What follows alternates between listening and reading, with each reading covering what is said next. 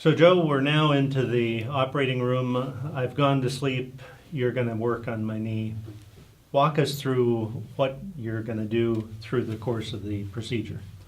Well, I'm going to just kind of lay this out, kind of big picture first, and then we'll kind of get to each issue a little bit more specifically. But once a person's asleep on the table, and I then am able to come in and get ready, there's really the preparation, if you will, for the surgery. And then there's the surgery, and then there's the breakdown after the surgery. And so the preparation for the surgery starts with, I come in, and at that point I evaluate the person's position on the table. I'll move them a little bit fore and aft, or just to make sure that I'm happy with where the knee is positioned surgically.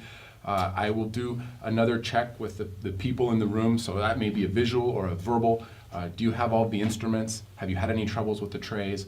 I'll talk with the representative who's there as well. Do you have the implants and everything here? Is that good? Or I'll do a verbal check or visual check, just make sure I see them there.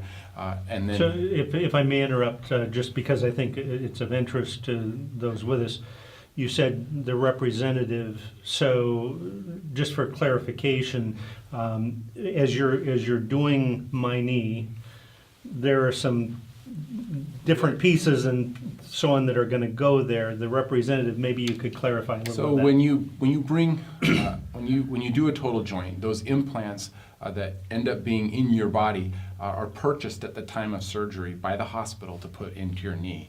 And so as they bring the whole shop with them, as it were. The whole shop, because I have a pretty good idea that we're going to be a size 5 femur and a size 5 tibia, and I have a pretty good idea, but I don't really know until I'm actually looking at the bone. And so I like to have all the options on the table, and I have those kind of in the back, and just want to make sure that I see the stuff that should be there before I start the surgery. And then I'll make sure the circulating nurse also, is everything okay? And then kind of more verbal check with anesthesia, and just sort of, again, you're just sort of looking to make sure, is everything moving like it should? And if it is, then we move forward with the surgery. And so part of the preparation then is washing and cleaning the skin. I do that typically with an alcohol wash first, and then a standard prep and drape, which is just a normal, it's like a medication or a glue actually that kills bacteria that is put on your skin, and that reduces the live bacterial count on the skin. And then we put sterile drapes around the leg. And once that's all done, I go out, and I actually go out while this is happening, and I'll wash and scrub myself, don a helmet and actually a battery pack, which is basically, we call it a space suit, but it's a sterile gown that I wear, and then I come in with my hands clean.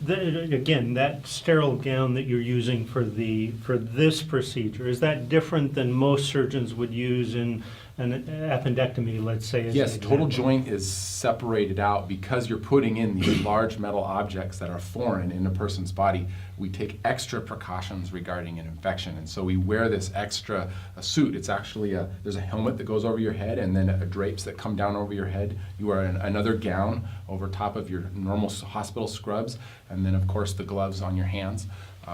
That gives you an entirely new, clean, sterile surface on your body that you're going to be in close proximity to the total joint.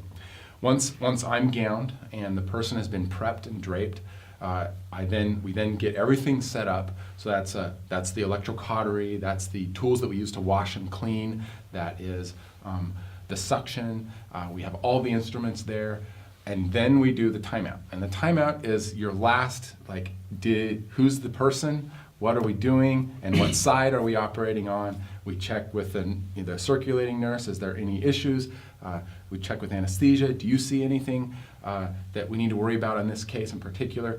We check with the rep, do you have the instruments or the implants here? And once all systems are go, then we all agree, then we go forward with the surgery. So then we break into the actual surgical process. I actually drew this out for you guys just so you can kind of see. Excellent. You're looking down on an operating room here. The only person I left out of this equation is the rep, but we can just add another circle over here to kind of do that. And so if you can imagine that we're operating on the right knee here, this would be my position, the surgeon. I've got an assistant that works with me, a physician assistant or a nurse practitioner, and she or he is standing over here. There's a scrub tech or a scrub nurse, and this is actually the person that is working to hand me the instruments that I need at the time of the surgery to make sure that that I can have things in a quick fashion and we can move forward methodically with the surgery. The circulating nurse, the person that if the team that's all scrubbed in here can't, we need a special type of suture or we need another device. So these three people have washed their hands aggressively, have done all of that. They're wearing the helmets and everything. All three of those All are three. helmet. This person can actually go out of the room. Right, and can come you back please in. go get us this suture or this thing? And that person, they're the circulating nurse. They actually can go out of the room and get that equipment. The anesthesiologist is up here, and that person is really managing the airway and making sure that you're safe during the surgery. So really this is a full team, and everybody has a very defined role. And once this ball starts rolling, everybody is doing their part to keep this process going. In fact, Eric was describing it as a NASCAR pit crew, and I mean it does fit that analogy quite well, because everyone has a very defined purpose in the room, and it's very clear what expectations are. It's an A lot of environment. team practice, a lot of everybody knows what everybody else is doing and how they interact.